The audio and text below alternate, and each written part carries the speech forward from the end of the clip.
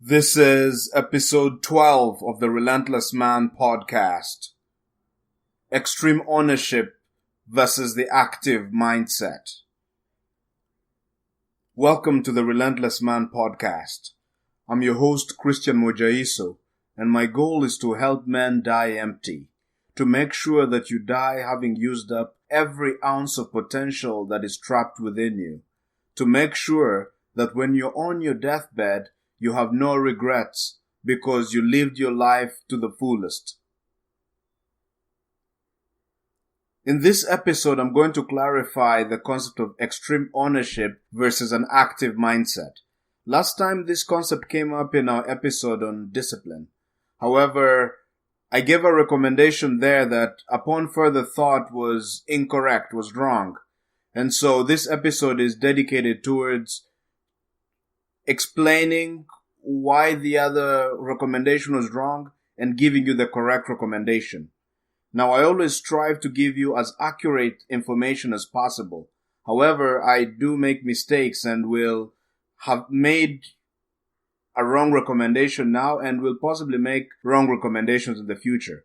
That's one of the reasons why it's important that you don't take everything I say as gospel, but think about it yourself and check whether it works or not. However, every time I realize that I've made an incorrect recommendation, I will make a correction, tell you about it, and give you what the correct recommendation is. Another time I might do this type of episode would be the case where I explained something before, the recommendation was correct, but I felt it could be explained better or I could go into further details. And this will actually happen in this episode as well. So let's actually dig into this concept of extreme ownership versus an active mindset and see exactly what the problem was in the previous recommendation. Now, extreme ownership, if you didn't watch the previous episode, extreme ownership is when an individual holds themselves completely and totally responsible for everything that happens in their lives. And they don't just stop at holding themselves completely responsible. They also take steps to ensure that they never find themselves in the same bad situation again. The example we gave was a teacher. A teacher is in class, the teacher has students, and the students come late to class. Someone with an extreme ownership mindset would, the teacher had a mindset of extreme ownership, would not say or blame the kids for being late. He would blame himself. He'd say, it's completely my fault that these students came late.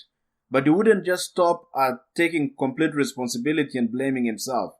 Otherwise, that wouldn't be extreme ownership. The first step is to blame and hold oneself completely responsible, to own the situation. In this case, my students are coming late and it's all my fault.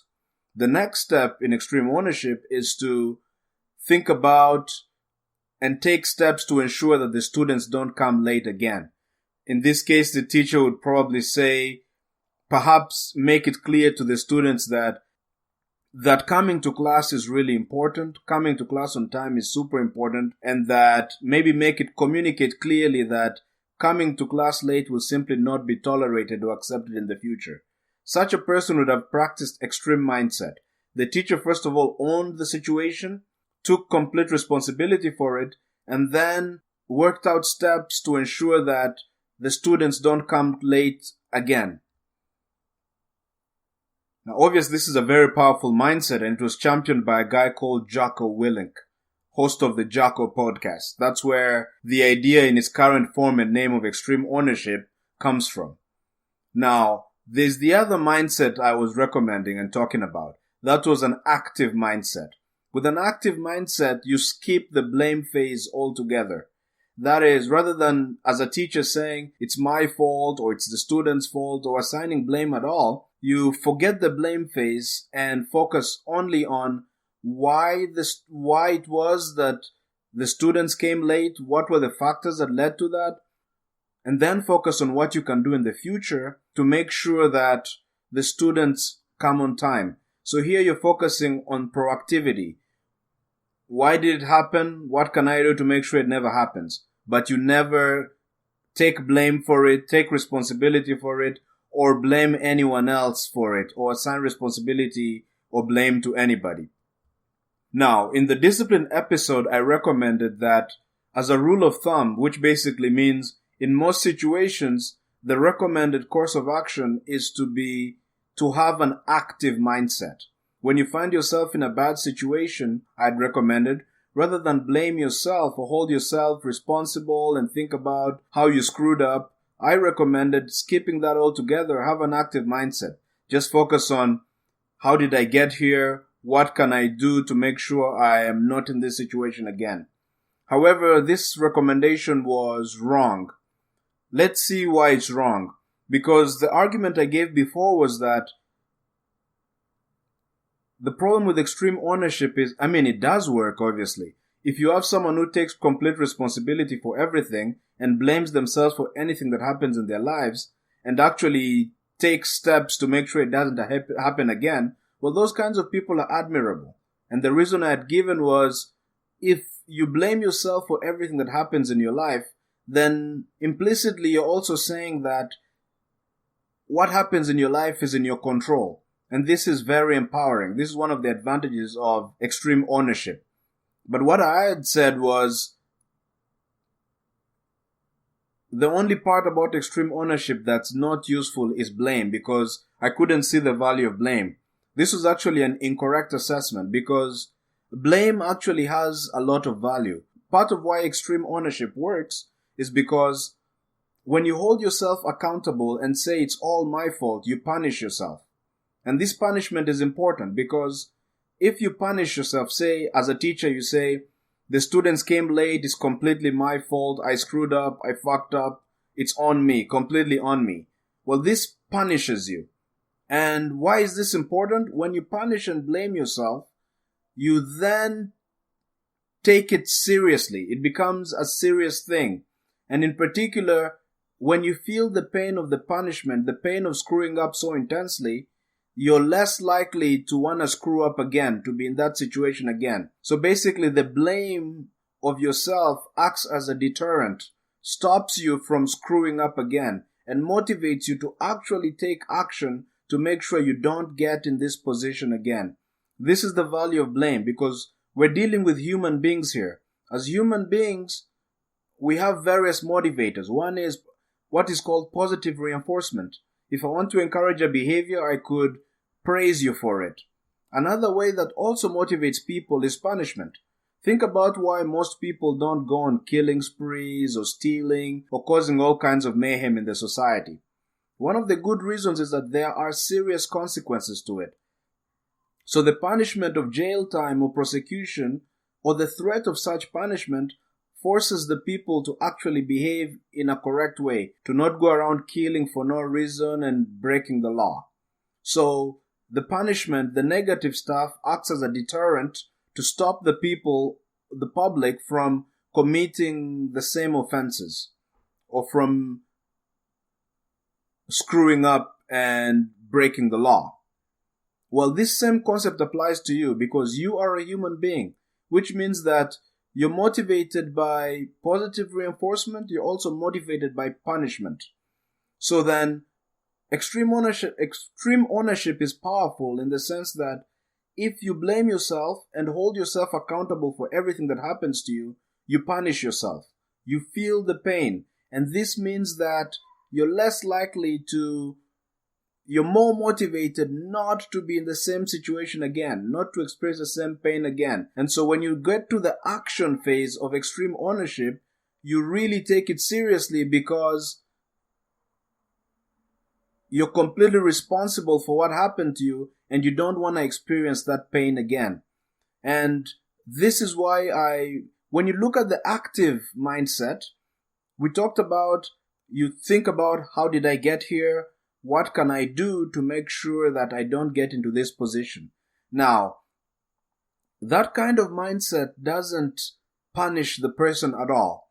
Now, the problem with this is that usually, in this case, to really be motivated not to do or get yourself in the same situation you're in right now, it's usually a good idea. A key drive of human behavior is punishment. And so in this case, the problem with an active mindset is that you don't get punished. And if you don't get punished, if you don't punish yourself for screwing up, you're less motivated because you don't feel as much pain, which means that you can screw up again and it's still okay because you're not blaming yourself or anybody. This is the key and core weakness of the active mindset. So rather than recommend that you have an active mindset, I recommend the opposite. I recommend instead that in the majority of cases, and what is very likely to work for you, is extreme ownership. Blame yourself and hold yourself completely responsible for everything that happens in your life, and then think about how you got there and what you can do to not fuck up again. Now, that being said, active mindset does have a place. Because notice that here, when you blame yourself, there is a risk. If you blame yourself too much, then you end up into self-loathing and hating yourself. And instead of being motivated to avoid screwing up or to take action and change your situation, you now go into a spiral of depression. That does happen because certain people are not able to blame themselves and discipline themselves without spiraling into self-loathing. And so here's what the recommendation is. As a rule of thumb, extreme ownership is the way to go. However, if you are fragile, let's say you're suicidal or you suffer a lot from self-loathing, that is, you already beat yourself up too much, then in those kinds of situations, if you're that kind of person and you haven't yet learned how to love yourself and you haven't learned not to treat yourself like shit, when you're that kind of person, at least until you can develop the amount of strength to punish yourself but still maintain your self-esteem and take action, for that kind of person, then I recommend an active mindset. In this case, I recommend, since you're already beating yourself up and blaming yourself for everything and you think you ain't worth shit and you think you're below everybody, then I wouldn't recommend blaming yourself again for things that happen to you. In this kind of situation, if you really suffer from self-loathing, what I'd recommend instead, in that case, is an active mindset. For the person who is not able to, or has not yet learned how to punish themselves without spiraling into depression and self-loathing, for that person, I recommend an active mindset. Skip the self-loathing, don't punish yourself, because if you've already been punishing yourself too much, instead focus on what could I have done, what could I do, what can I do in the future to not be in this situation.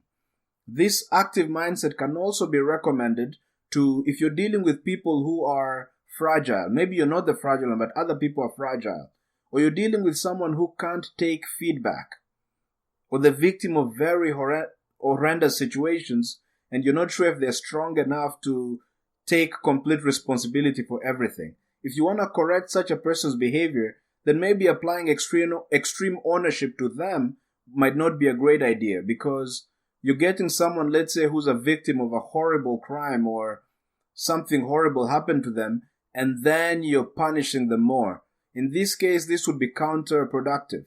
For such a person, I'd recommend instead an active mindset. Okay, sure, your whole family got killed. I'm not gonna tell you it's your fault. Of course, if the person is strong enough, you could tell them that to help them, to hold them accountable and help them get out of the situation.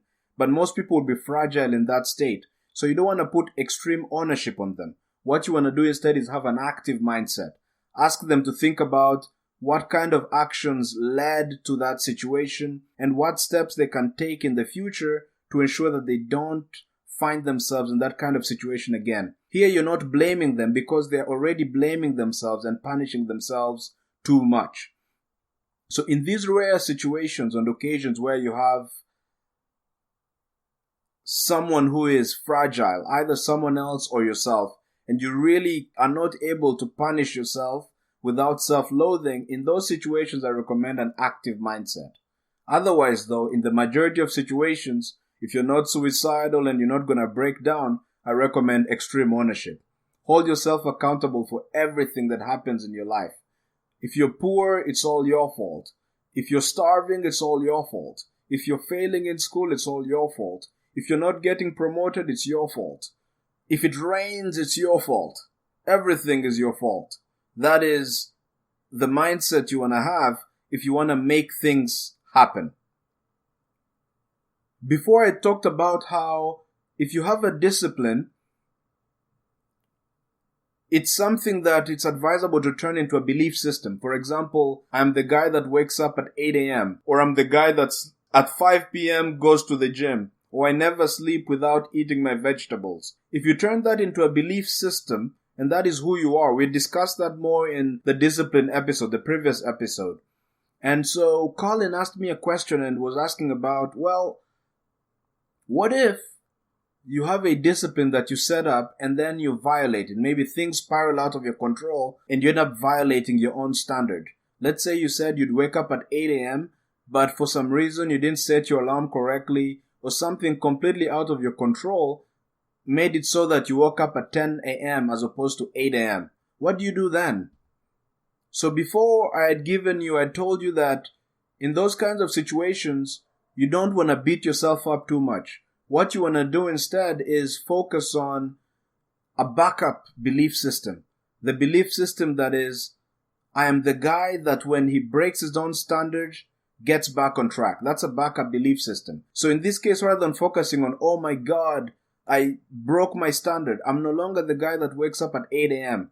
Now you switch. Instead you say, look, I am the guy who when he screws up, I always get back up. Most people, after having woken up after 8, would now spiral out of control and not wake up anymore early in the morning. But I'm the guy that even when I break my standard, I get back on track. Even if I woke up at 10 a.m. today, I'm going to wake up at 8 a.m. tomorrow and keep waking up at 8 a.m. tomorrow because I always get back on track. So this is what I recommended. I stand by this recommendation.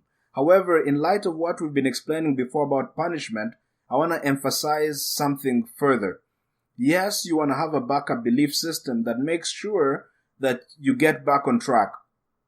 However, it's also important to make sure that you take time to punish yourself. Unless, of course, you're super fragile.